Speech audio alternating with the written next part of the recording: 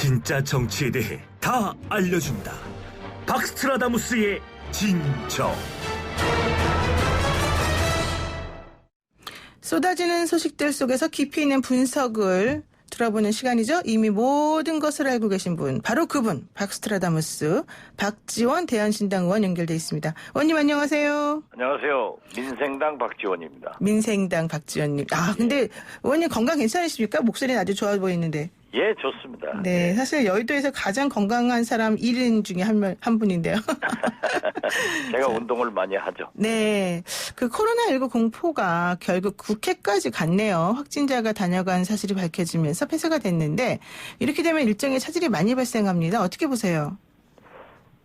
저는 우리 정부가 대처를 물론 잘하지만은 네, 보다 강력하게 중국에서의 입국 금지 등 이런 조치를 강하게 취했어야 된다고 생각합니다. 네, 그리고 지금도 중국에 우리 출국자가 더 많기 때문에 할 수 없다라고 하지만은 외국에서 보더라도 좀 강력한 방역 대책을 강화해야 된다. 네. 이런 생각을 갖습니다. 뭐 입국 조치를 강하게 해야 되고 위기 경보를 심각 단계로 올리는 것도 좀 빨리 했어야 된다. 뭐 이런 얘기도 나오긴 합니다. 글쎄요, 그렇게 좀 빨리 했었으면 좋았을 건데 네네. 지금 저는 맨 먼저 추경 등 민생 경제가 폭탄 맞고 있다. 네. 그러니까 이 방역과 민생 경제를 위해서 추경도 해야 된다. 심지어 대통령이 긴급 재정 명령 등 모든 비상사태를 다 해야 된다고 그렇죠. 주장을 했지만은 정부가 조금 늦게 가는 것 같아요. 네. 예. 의사결정이 조금 늦다 이렇게 말씀하시는 건데 네. 지금 이제 추경 얘기가 나왔으니까 그러면 여쭤볼게요. 추경을 어떠한 방법으로 언제 어떻게 구체적으로 해야 됩니까? 빠르면 빠를수록 좋죠. 우리가 사스 때다. 네. 메르스 때도 추경을 했습니다. 네, 11조 정도 했던 걸로. 예. 네, 메르스 때는 11조 7천억을 했는데 네. 저는 지금이 더 심각하다고 생각합니다. 저는 김대중 대통령을 모시고 가장 가까운 곳에서 IMF 외환위기를 극복해본 경험이 있습니다. 네, 그렇죠. 그때 IMF 외환위기를 YS 정권에서 일으켜가지고 김대중 대통령이 극복 과정에서 우리 국민들이 기억하는 김대중 대통령의 취임사에서 눈물을 보였지 않습니까? 네. 우리 국민의 고통은 더 커진다. 실업자는 더 는다. 이때 우리가 제2 6.25 이후 최대의 국난이다. 이런 표현을 했는데 네. 당시는 우리나라 경제만 나빴습니다. 세계 경제는 좋았습니다. 네. 그런데 지금 이 코로나 사태를 보면은 우리하고 가장 밀접한 수출 상대국인 중국, 일본이 나쁩니다. 그리고 마찬가지로 미국, EU도 나쁘기 때문에 네. 우리 경제만 그래도 조금 나았던 거예요. 그런데 우리가 수출을 하고 수입을 하고 무역으로 생존하는 국가인데 네. 특히 중국과 일본이 저렇게 경제적으로 파탄의 위기에 있다고 하면은 저는 IMF 외환위기보다도 더 큰 국난이 다가오고 있기 때문에 네. 대통령께서 긴급 재정 명령 등 할 수 있는 모든 방역과 민생 경제 대책을 세워야 된다. 이렇게 말씀드립니다. 우리 박 의원님이 아주 작심하시고 대통령께 쓴소리를 따끔하게 하시고 계십니다. 쓴소리가 아니라 네. 저는 오래전부터 추경을 얘기했고 네. 제가 얘기하고 난 다음에 김부겸 의원 등 네. 주장을 하더라고요. 그렇죠. 또 홍남기 부총리에게도 현장을 가보라. 이건 진짜 심각하다. 제가 있는 목포만 하더라도 네. 22,000원, 18,000원 해상 케이블카가 네. 하루에 7천여 명 왔습니다. 주말에는 12,500명이 왔었는데 네. 지금은 100명, 200명이에요. 어머. 거리에, 식당에 아무도 없습니다. 관광버스 한 대가 없습니다. 네. 모든 곳에서 심지어 목포 역사 내에서 하는 이 편의점 가게 주인도 뭐 10분의 1로 줄었다 하더라고요. 네, 그렇군요. 그래서 저는 이러한 방역과 민생 경제를 위해서 대통령께서 특단의 조치를 하지 않으면은 진짜 어려워진다. 네. 저는 그렇게 말씀드립니다. 네, 좋습니다. 지역 경제 너무 어려우니까 좀 추경으로 빨리 해결했으면 좋겠고요. 그렇습니다. 의원님께서는 신천지 교회에 대해서 지금 책임론이 부각되는 것, 이거 어떻게 보십니까? 신천지 교회도 자기들이 신자라는 것을 숨기면서 네. 대구에서 심지어 뭐 의료진까지도 문제가 생겼는데요.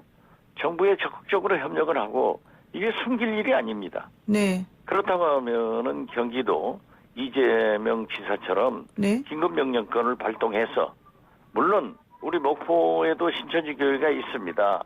그래서 김종식 목포시장은 폐쇄 조치를 하고 소독을 하고 방역을 하고 있습니다만은 네. 아직도 전국적으로 신천지 교인들이 협력하지 않는 것은 대단히 잘못된 일입니다. 그렇군요. 근데 신천지 교회 입장 발표문에서 자신들이 최대 피해자다 이런 얘기도 해서 사실은 좀 의아하다 이런 반응들이 많던데요. 어떻게 됐든 거기에서 발진이 되고 그 교회 집회 혹은 장례를 통해서 전국적으로 확산되고 있다고 하면은 네. 책임을 져야지 왜 피해자입니까? 그렇죠. 책임을 지는 방법 중에 하나가 바로 신도들이 누구누군지 밝히고 동선도 확인해주고 이래야 되는 거죠. 그렇죠. 모든 것을 밝히는 것이 제일 좋습니다. 지금 좋습니다. 현재 네. 국가도 그렇고 뭐 신천지도 그렇고 지방자치단체도 그렇고 가장 큰 방역은 있는 사실을 그대로 밝혀서 국민들의 협력을 구하는 겁니다. 네. 맞습니다. 이런 분위기 속에서 또 전광훈 한국기독교총연합회 목사가 광화문 집회를 강행하면서 뭐 코로나19 걸려도 괜찮다 이런 얘기를 했단 말이죠. 물론 구속이 됐지만 이거 어떻게 보세요? 저도 구속돼서 감옥에 있어봤던 사람으로 네. 저는 누구든지 구속되면은 참 안 됐다. 저는 그런 생각을 갖습니다. 그렇죠. 예. 그렇지만 전광훈 목사는 목회자로서 네. 어떻게 그렇게 옳지 않은 말씀을 하셨는지 저는 어제 구속 소식을 듣고 네. 우리 코로나 예방을 위해서도 국민 질서를 위해서도 잠시 좀 가 계시는 것이 좋겠다 네. 하는 생각을 가졌습니다. 또 그렇게 또 솔직하게 말씀하시니 제가 좀 당황스럽네요. 아니 그게 말이 됩니까? 네. 지금 모든 집회가 심지어 모임도 조그만 소모임도 다 취소돼가지고 지금 보십시오. 아마 교인들도 식당 하시는 분들 얼마나 어려움에 있는가. 네. 그런데 코로나 여기 오면 안 걸린다. 이런 말씀을 어떻게 할 수 있어요? 뭐 하나님의 자식이니까 하나님이 자리도 만들어 주셨다니까 그러겠죠 뭐. 저도 교인입니다. 그러시군요. 예. 그렇지만은 공공질서는 지켜주고 네. 지금 현재 실제로 코로나가 접촉으로 인해서 집회로 인해서 감염되고 있다는 사실이 있는데 네. 여기 오면 코로나가 낫는다. 이런 낭발이 어디 있습니까? 네. 저는 잠시 격리를 위해서도 구속 잘 됐다 그렇게 생각합니다. 아이고. 근데 또 황교안 미래통합당 대표 같은 경우에는 뭐 특정 종교단체의 책임으로 들리지 말아라. 먼저 이런 식으로 또 약간 옹호하는 모습. 물론 여기서 특정 종교단체는 신천지로 말하겠지만. 물론 특정 종교단체의 책임은 아니죠. 네. 그렇지만은 거기에서 제일 많이 발병되고 있다고 하면은 또 그 교인이나 시설을 숨기고 있다면 그건 책임이죠. 네. 무조건 옹호할 것을 옹호해야지. 그러한 황교안 대표의 말씀도 저는 틀렸다. 그렇게 틀렸다. 얘기합니다. 틀렸죠. 그렇군요. 아니 있는 사실 그대로 밝혀야 될 것도 아니에요. 네, 황교안 대표한테 전화 오면 제가 박지원 의원님이 그랬다고 꼭 말하겠습니다. 꼭 하세요.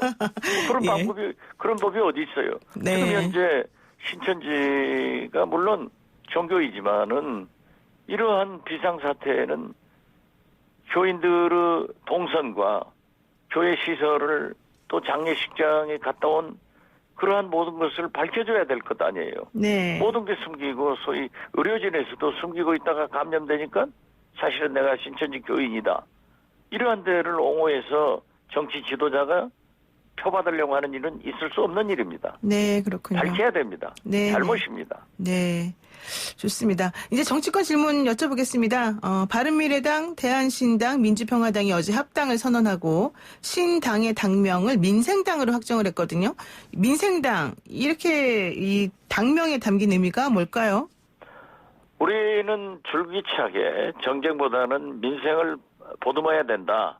국민 속으로 민생 속으로 들어가야 한다 하는 것을 평상시에도 주장을 했습니다. 네. 그런데 물론 여러 당명이 있었지만은 저는 민생당 얼마나 부르기 쉽고 기억하기 쉽고 좋지 않습니까? 네. 또 국민의 민생을 걱정하는 민생과 함께하는 그런 의미에서 민생당 장명은 아주 잘했다.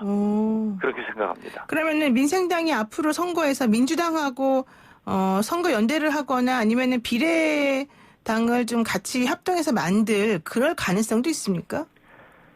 그러한 가능성은 제가 맨 먼저 네. 진보 통합을 해서 네. 호남에서는 1대1, 네. 비호남권에서는